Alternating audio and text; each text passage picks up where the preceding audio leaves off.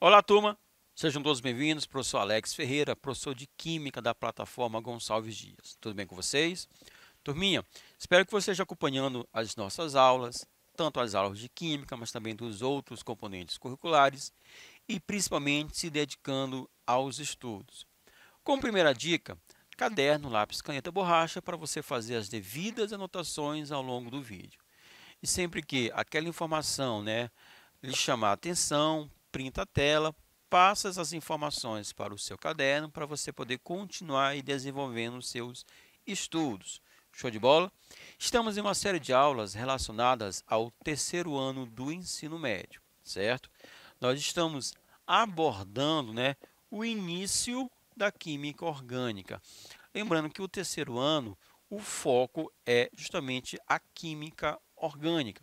Então, precisamos conhecer, primeiramente, as bases históricas, ou seja, os primórdios, a presença da química orgânica na nossa vida, o nascimento, a química orgânica hoje, certo?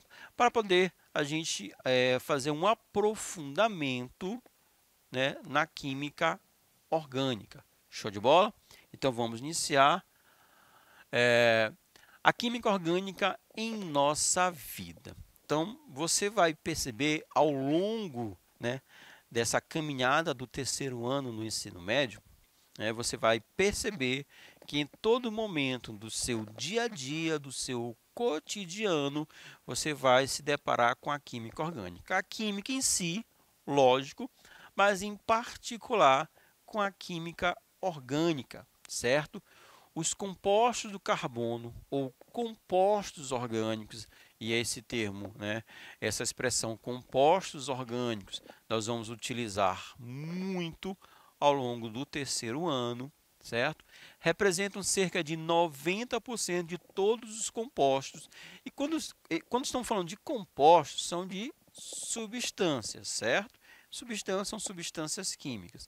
Então, 90% das substâncias conhecidas são substâncias orgânicas, são compostos orgânicos. Eles não são apenas componentes fundamentais dos seres vivos. Lógico, o composto orgânico está de forma intrínseca ligado com um organismo vivo, mas também participam ativamente do nosso cotidiano. E aqui eu trouxe algumas situações, questão da alimentação, lógico. Aqui nós temos substâncias orgânicas, na nossa alimentação. E quanto mais variada, diversificada for nossa alimentação, mais saudável ela será, beleza? Nas nossas roupas. E aí, se você fizer uma pesquisa rapidamente na internet, você vai perceber a evolução, dos tecidos, ok? Então, hoje nós temos muitos tecidos sintéticos que vão reter menos líquido, a água, o nosso suor, ele não vai ficar retido nessa roupa, então vai ajudar na transpiração, ok? São tecidos mais leves, que são tecidos que não vão esquentar tanto, então são tecidos sintéticos. Então há uma grande evolução, certo? Nas roupas, nos tecidos, nos calçados, também. Então a borracha, normalmente hoje essa borracha não é mais natural, é uma borracha sintética, tudo bem? Na questão das nossas residências, os materiais que compõem as casas, os prédios, a sua escola, há uma grande melhoria nesses materiais, e boa parte desses materiais são componentes orgânicos, ok? O nosso combustível, tanto a gasolina quanto o etanol, o óleo diesel, tudo bem?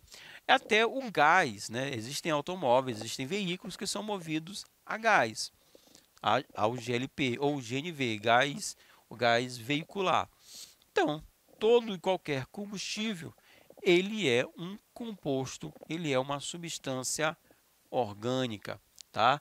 Então, a química orgânica está muito presente na nossa vida, no nosso cotidiano.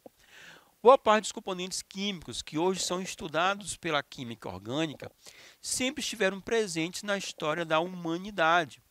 Na antiguidade, a humanidade já produzia bebidas alcoólicas, né? O vinho, por exemplo, vinagres, corantes. Os alquimistas do século XVI, procurando o elixir da longa vida, então obtiveram muitos extratos vegetais. Não? A partir dessa época, as técnicas de extrair, o que é isso? Retirar compostos já prontos de vegetais e de animais foram sendo aperfeiçoados. Muitos fármacos de hoje, que estão presentes nos dias de hoje, né, a sua origem está presente, se deve a essa procura dos alquimistas pelo elixir da longa vida, né? Aquela poção mágica que daria a vida eterna. Lógico que não chegaram a essa substância, mas aí eles, nesse processo, eles aperfeiçoaram as técnicas de extração de substâncias, que são substâncias orgânicas presentes tanto em vegetais quanto em animais, certo? Então, nos dias atuais, esses compostos continuam sendo muito comuns e importantes em nossas vidas. Aqui eu trouxe alguns exemplos. O etanol, né? O álcool combustível, mas também o álcool 70%, certo? O álcool doméstico, aquele álcool hidratado. O vinagre, certo? Que a gente vai mais na frente chamá-lo, não mais chamar de vinagre, e sim de ácido etanóico. Então, o vinagre presente no nosso dia a dia. A acetona, que na verdade o nome correto é propanona. Tudo bem? Aqui eu estou trazendo os nomes de algumas substâncias, os nomes populares. Sacarose, eita, mas esse não é popular, é o açúcar comum, o açúcar de mesa. Vitamina C, a gasolina, esse fármaco, né, AAS, o ácido acetil salicílico, a insulina. Agora, se você observar, beleza? Se você observar as fórmulas moleculares, todos esses compostos, que são compostos orgânicos, eles apresentam carbono, certo? Uns têm carbono, hidrogênio, oxigênio, mas carbono vai aparecer em todos os compostos. Então, mais na frente, a gente vai conceituar a química orgânica e você vai ver que a química orgânica está intimamente ligada à presença do carbono. O nascimento. Então, no século XVIII, Scheele conseguiu isolar o ácido tartárico, ok, da uva, o ácido cítrico do limão, o ácido lático do leite, glicerina da gordura e ureia da urina.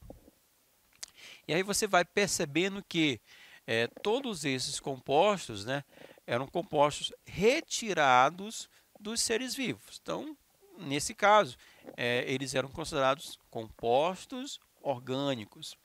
Foi por esse motivo que Bergman definiu, em 1777, a química orgânica como a química dos compostos existentes nos organismos vivos, vegetais e animais, enquanto a química inorgânica seria a química dos compostos existentes no reino mineral.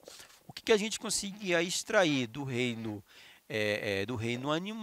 animal, dos seres vivos, a gente classificaria aquela substância como uma substância orgânica. Nessa mesma época, Lavoisier conseguiu analisar vários compostos orgânicos e constatou que todos continham o elemento carbono.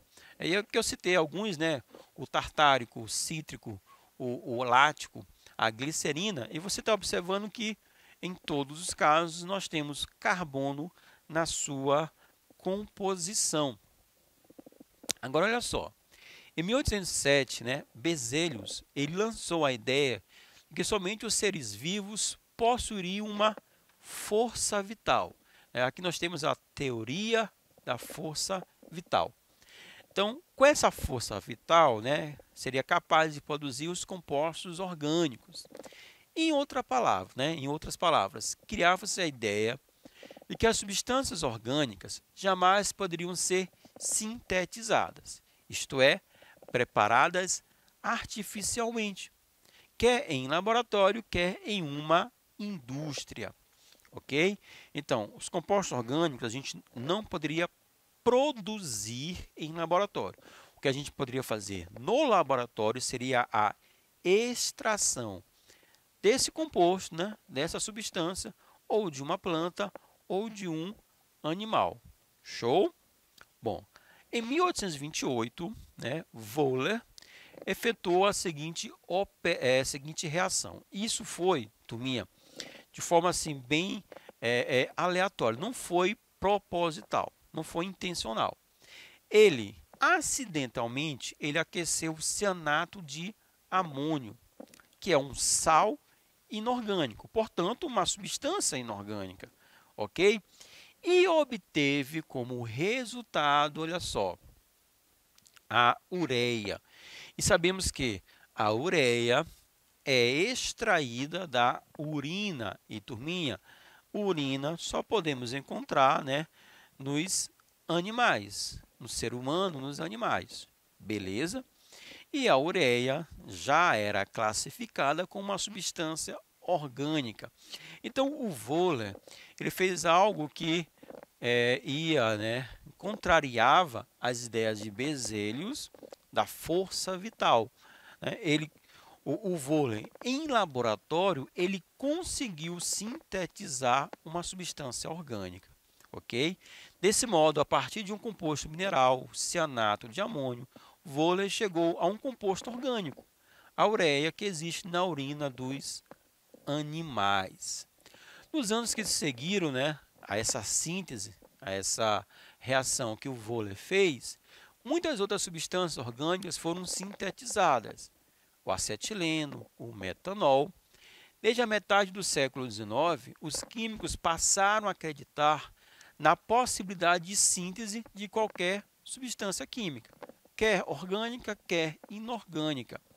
Em consequência, Kekulé propôs em 1858 o conceito, que hoje usamos. Qual é esse conceito?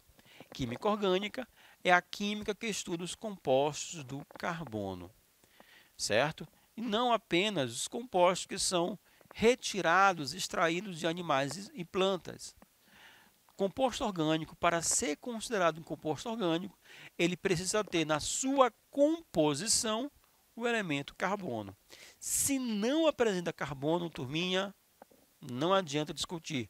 Não é um composto orgânico, ok? Bom, olhando agora a química orgânica do ponto de vista atual. Os compostos orgânicos estão presentes em todos os seres vivos. Em nosso organismo, por exemplo, há mais de 60% em massa de compostos orgânicos, na forma de proteínas, lipídios, carboidratos, vitaminas. As membranas, aqui eu trouxe aqui uma figurinha, olha só. As membranas dos glóbulos vermelhos, as hemácias, e dos glóbulos brancos, os leucócitos, são formadas por lipídios e proteínas, que são compostos orgânicos, certo? Carboidratos como o açúcar comum, a glicose e a celulose são constituídos de carbono, hidrogênio e oxigênio. Ou seja, se possui carbono, bingo, é uma substância, é um composto orgânico. Então, carboidratos são compostos orgânicos. Além dos compostos orgânicos naturais presentes em todos os alimentos que ingerimos, o ser humano conseguiu sintetizar um grande número de novos compostos orgânicos, que se tornaram responsáveis por modificações em nossos hábitos de vida e dos quais acabamos nos tornando dependentes. Eu poderia citar nesse momento os plásticos.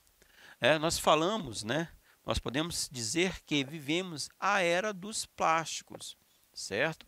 Já teve a idade das pedras, a idade da pedra, a idade dos metais, a idade do bronze, vivemos a época dos plásticos. Boa parte dos componentes que nós temos contato, que a gente trabalha, que a gente manipula ao longo do nosso dia, são feitos de plásticos ou apresentam plásticos, e por plásticos a gente vai chamar de polímeros. Então nós temos diversos tipos de polímeros, diversos tipos de plásticos. é, algumas partes do nosso calçado. Existem tecidos que são tecidos sintéticos, são fibras artificiais. Essas fibras, elas são tipos de polímero, um tipo de plástico, certo? Você vai no coletivo, no ônibus ou no automóvel, diversas peças diversas partes são plásticos, certo? A sua caneta, tudo bem? Então, vivemos a era do plástico e por causa dessa dependência desse tipo de material, ó, nós tivemos o que? Uma mudança nos hábitos de vida, né? E a gente se tornou dependente, tudo bem? É difícil você ir ao supermercado e não utilizar uma sacola de plástico para trazer o material, né? Coisa que antigamente, talvez 30 anos atrás, essa sacola é uma sacola de tecido. Você usava uma sacola de tecido, de pano, para transportar os materiais que você comprava no supermercado. Hoje isso é plástico, tudo bem? Só que isso vai gerar um problema. Nós temos um problema ambiental devido ao uso dos plásticos, ok? E aqui nós temos uma tabelinha, olha só. Materiais, substâncias orgânicas, ou naturais ou sintéticas. A madeira, né? A celulose. A gente ainda não conseguiu desenvolver uma substância sintética, né, que possa ficar no lugar da celulose. Plástico. Já o plástico, não existe uma substância natural, certo? Não existe um plástico natural. A natureza, né? Tanto esse é um dos grandes problemas, turma. E aí a gente não pode deixar de falar com relação ao uso dos plásticos, né? Os plásticos, para se decompor, eles levam muito tempo, muito tempo. Por quê? Boa parte dessa resposta está na questão de a natureza não saber, né, degradar aquela substância. O plástico, ele é oriundo do petróleo. E o uso do petróleo, né, é uma coisa recente. É uma coisa recente, né? Não consigo agora ser exato, mas acredito que a partir da década de 40, 1940, 1950, e o boom, né, 1970, 1980, começou esse uso mais intenso. E cada vez, né, cada ano seguinte, a gente tem uma dependência maior desse material, dessa substância, ok? Então, é uma coisa recente, se você comparar, porque acredito que não tem nem 100 anos do uso do petróleo, portanto, do uso dos plásticos. Então, se você comparar esse tempo com o tempo da natureza, do planeta Terra, então há uma diferença muito grande. Então, o planeta ainda não se habituou, ok, com essa substância. Por isso, não existe o tempo para a decomposição desse material é um tempo muito grande. Então, não existe um plástico natural. Claro que há pesquisas nessa área para você desenvolver plásticos biodegradáveis. Tudo bem? A substância sintética, o polietileno, o teflon, a fórmica, e aí nós temos vários tipos de plásticos. Adoçante natural, sacarose, a glicose. Sintético, aspartame, sacarina. Então são substâncias que a gente produz em laboratório que vão apresentar as mesmas características das substâncias, dos açúcares naturais. O tecido, o algodão, o linho, e eu vou ter como substituto o poliéster e o nylon, certo? São tecidos artificiais, sintéticos, que vão estar substituindo os tecidos naturais. Analgésicos, nós temos a morfina, certo? Que é extraído da papoula, né? Então nós temos aqui a morfina, que é um analgésico natural, e como substituto, né, a aspirina, que a gente vai estar produzindo em laboratório. Turma, boa parte dos fármacos, eles vão ter a sua gênese, a sua origem, certo? A partir de substâncias naturais. Só que a indústria farmacêutica vai, a cada momento, aperfeiçoando, certo? Aquele fármaco, aquela substância inicial, para poder potencializar, né, aquela ação farmacológica, certo? Mas podemos dizer que boa parte dos fármacos, eles têm a sua origem a partir de substâncias naturais. Então, uma introdução da química orgânica. Espero que vocês tenham gostado, turminha. Eu vou ficando por aqui, ó. Forte abraço. Valeu!